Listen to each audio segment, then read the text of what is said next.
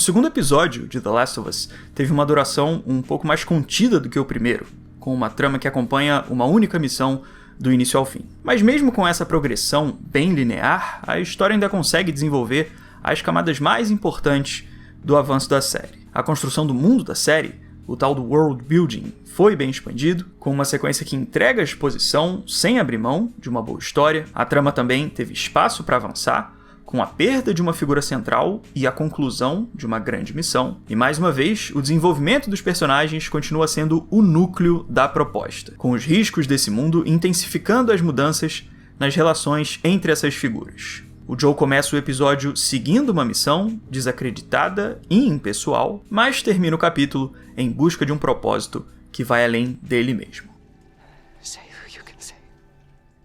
Fala aí pessoal, tudo tranquilo? Eu sou o Kaique e sejam bem-vindos ao nosso vídeo sobre o segundo episódio de The Last of Us. E para deixar explicado logo de cara, vai ter spoilers sobre o episódio, mas não sobre a história dos jogos de The Last of Us, certo? E aí se você não jogou, tá tudo tranquilo. Mas você deve jogar, porque são 2 jogões.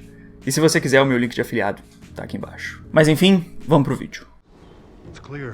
Esse novo episódio manteve uma das melhores decisões do primeiro, que foi essa estrutura da cena de abertura que volta para o passado das origens da infecção. As exposições dessa sequência, que explicam como o fungo se espalhou pela farinha, ficam bem amarradas com o roteiro do primeiro episódio, pela forma como a comida vinha sendo inserida em várias partes do enredo. A família do Joel tinha esquecido de comprar a massa de panqueca, o que fez eles escaparem da infecção, e a série também tinha mostrado aquela senhorinha comendo alguns pãezinhos um pouco antes dela se transformar, o que já indicava o ciclo de transmissão dos alimentos.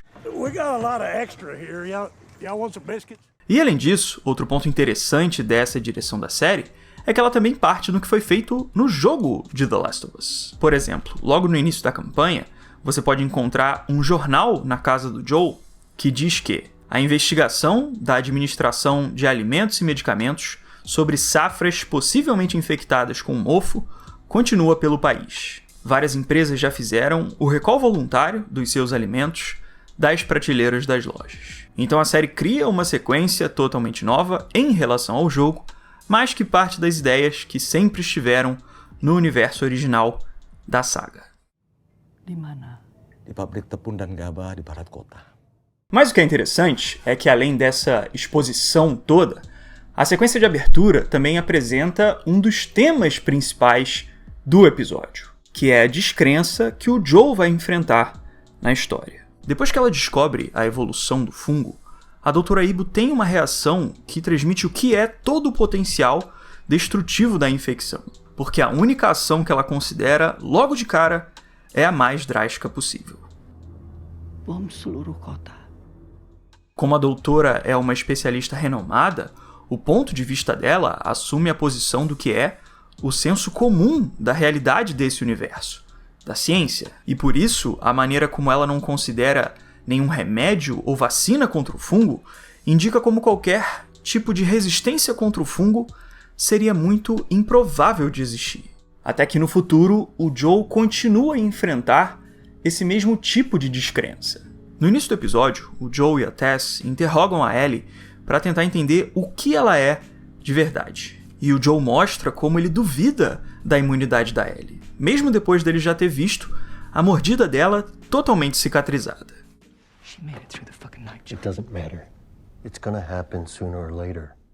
E ao longo do episódio, por mais que ele passe todas aquelas horas ao lado da Ellie, ele continua incerto sobre a resistência dela. Tanto que no final da missão, ele ainda questiona se outro ferimento não seria capaz de transformar a Ellie.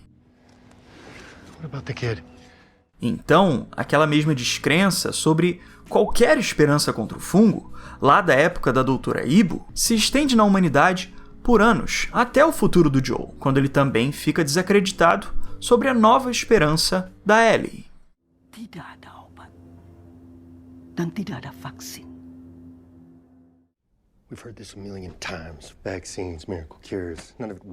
Por isso que o conflito mais longo que o Joel enfrenta no episódio, que conduz desde a primeira até a última sequência, não são os infectados, mas sim esse estado de descrença que ele não permite mudar. O problema do Joel não é só ter a prova de que a Ellie é imune, porque desde o início do episódio, ele já tinha várias evidências muito claras ao redor dele. Ele viu a Ellie disparar o detector, percebeu como a cicatriz dela já tinha se curado, e também acompanhou pessoalmente como ela não se transformou ao longo da noite, que foi tudo que já indicou como ela tinha um padrão totalmente diferente de todos os outros infectados do mundo. Mas mesmo com essas provas, ele ainda volta a criar novas dúvidas, o que mostra como ele já não permite considerar nenhum tipo de esperança, de futuro, de nada que seja positivo. E é essa mentalidade que é a grande mudança que ele precisa ter com a Ellie.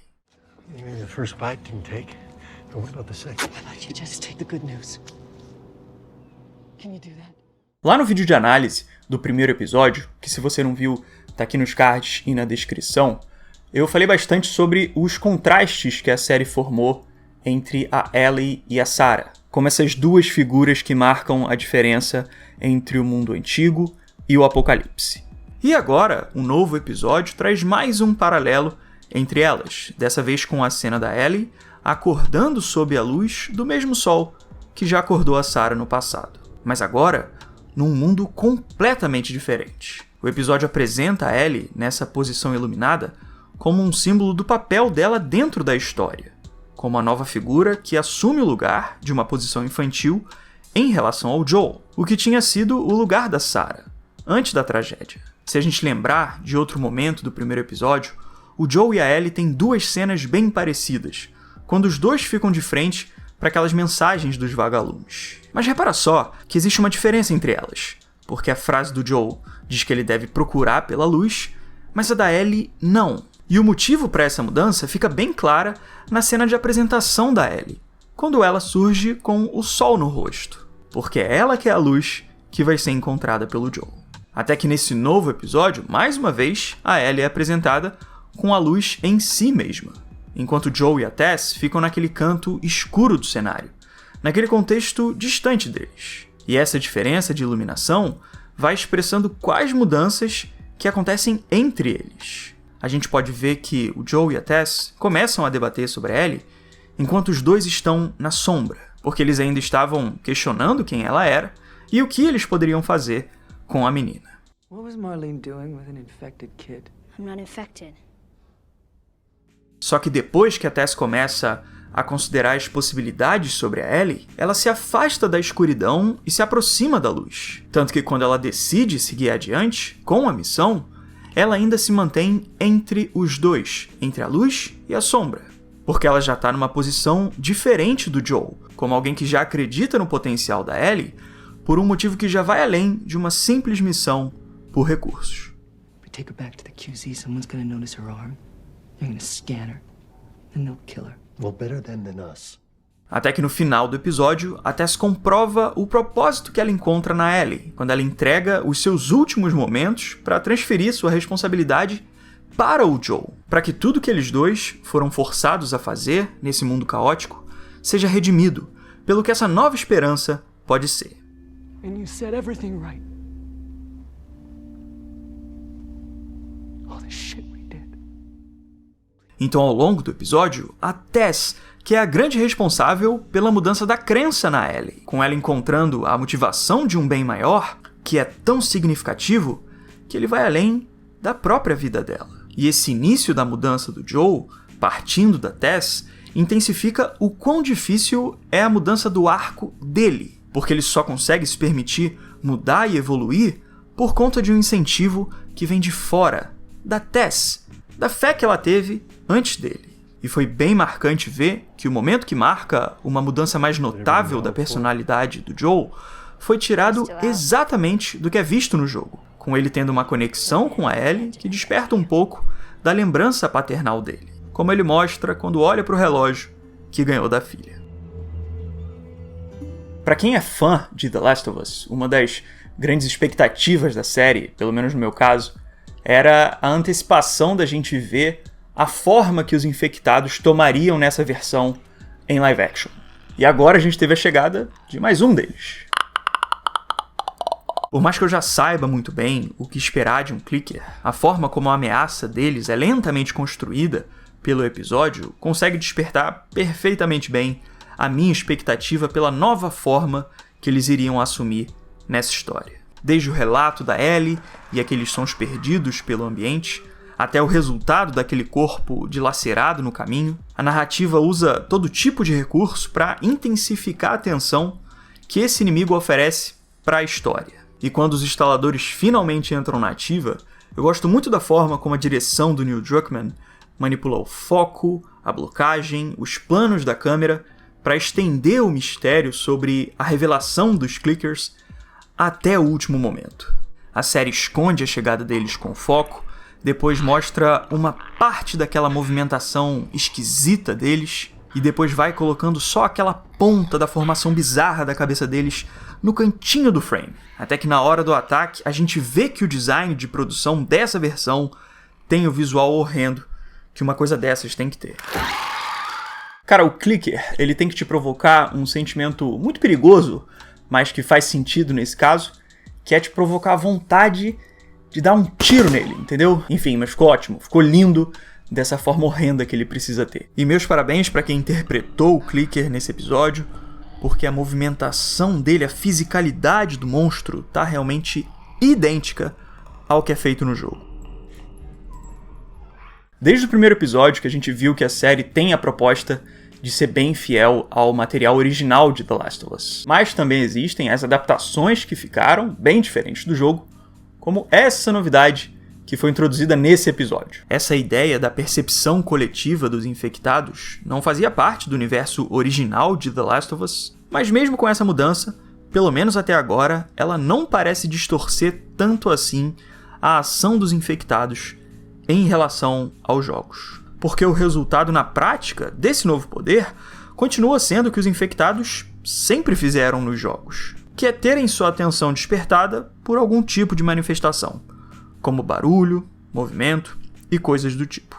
Por exemplo, nos jogos de The Last of Us, existem trechos que acompanham fugas de grandes hordas de infectados, o que é exatamente o mesmo efeito causado pela mente coletiva nessa cena do episódio. Então, basicamente, os infectados ganham um novo sentido, mas que ainda mantêm o comportamento muito próximo com que eles sempre tiveram. Minha interpretação da coisa é que ela parece ser um tipo de conexão mais local de algumas regiões entre alguns deles, tanto que o Joel entra no museu e mostra que algumas raízes já estavam secas, o que mostra que essa rede de fungos não parece ser global. Então a série parece ter um espaço bem confortável para usar essa propriedade quando for mais conveniente para a história, sem ter que aumentar ou complicar demais as capacidades dos infectados que a gente já conhece. Mas isso tudo por enquanto. Vamos ver como que isso vai ser usado daqui para frente. The fungus also grows underground. Long fibers like wires, some of them stretching over a mile. Mais uma vez, nesse novo episódio, foi bem notável ver como a série continua mantendo a intenção de adaptar diretamente vários trechos dos jogos. E um destaque bem legal da adaptação dessa vez foi aquela cena em que a Ellie imita a chegada dela num hotel, que no jogo acontece em outro momento da história, mas que é exatamente assim, com ela falando as mesmas coisas. Oh, I'll be checking in for one night, and I would like your finest suite, please. What the hell are you doing?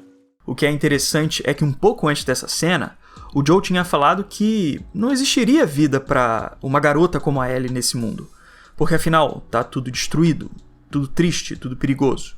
Só que logo depois do Joel dizer isso, a Ellie mostra como ela ainda tem o olhar de quem consegue criar sua própria alegria nesse mundo, se apegando às poucas coisas que ela encontra ao redor dela. E é assim que ela mostra que a vida vale a pena, tanto a dela quanto a do Joel.